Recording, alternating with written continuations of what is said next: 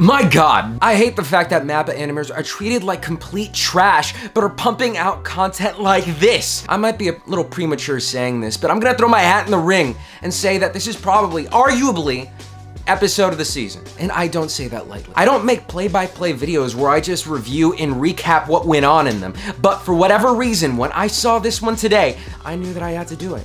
It's something that just came out of me. I don't know. Maybe it was just in the beauty, in the chaos of Sukuna versus Jogo. Good Lord, is that phenomenal. You know, throughout, I had this notion in my head wondering, I've seen a similar type of animation before, not before really done in JJK, but in other series. And I was wondering, maybe the same creative staff that was working on those series were working on this specific episode.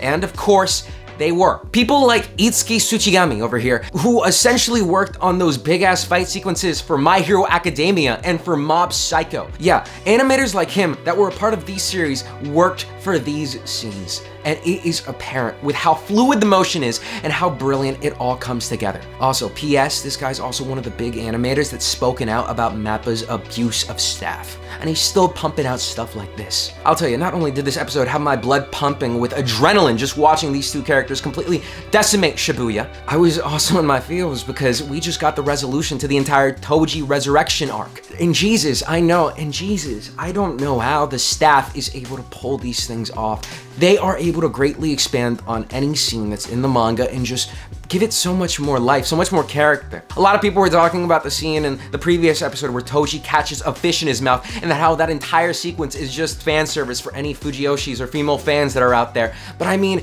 it really goes to show that the staff that's working on this is spectacular. They care so deeply about the source material that they're willing to do whatever little artistic decision is gonna expand on what the source material already has written down. These little details and added scenes just make the world feel so much more alive, and not to mention explosive, whether that be in bunnies just completely coming apart or buildings just crumbling down. The action is so visceral that you can feel the power that these characters hold in their hands. Everything in this episode was masterfully executed. Hell, it feels like in every episode in this half of the season, every time that we reach what we think might be the climax, we're greeted with a peak that's twice as high. And this is coming from a guy that thought that season 1 definitely wasn't all that. Season 2 of JJK doesn't just feel like a step forward. It feels like you were just strapped into a rocket chair that traveled halfway across the world. I don't know how, but everything that the characters do just get me more excited for the next episode to come. The formal introduction of this guy over here, brilliant. If I could choose to be anyone in the series, I might not choose to be him, but I think he is what I would be like. Right on the spot, I adore this guy. Their little excursion trying to find B5 at first felt like it was like a slowdown for the entire pace, but then it reintegrated itself in such a compact and neat way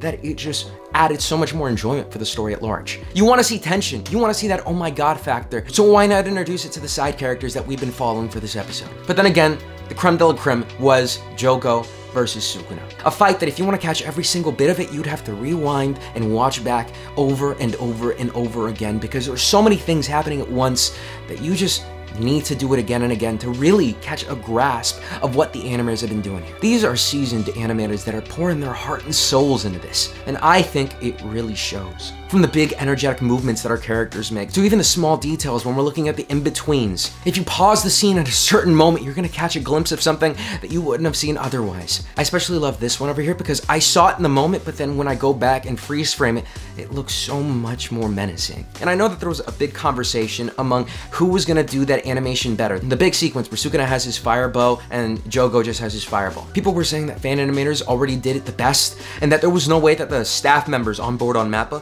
would be able to compare it even in the slightest. And yeah, that was proven not to really be the case. Hell, to even showcase that we were at the peak of it all, we got cinematic bars, baby. Yeah, that's right. It wants you to feel like you're watching a movie because they want you to think that the budget and quality is so good that it can match up against any anime movie you throw it out to. Every moment of this fight was glorious. And after everything was said and done, we pan out from Jogo's burnt to the crisp body. Yeah, this episode was so good. And we've been having good fights throughout this entire season too. I mean, I thought Frieren had amazing animation in these last few episodes, but this stole the season. But yeah, I think that rounds off my thoughts on this episode. Did you think that this was probably one of the best episodes of the entire series, or what? Let me know down in the comments below. And as always, I was Bayfond, and I'll see you guys next time. Peace.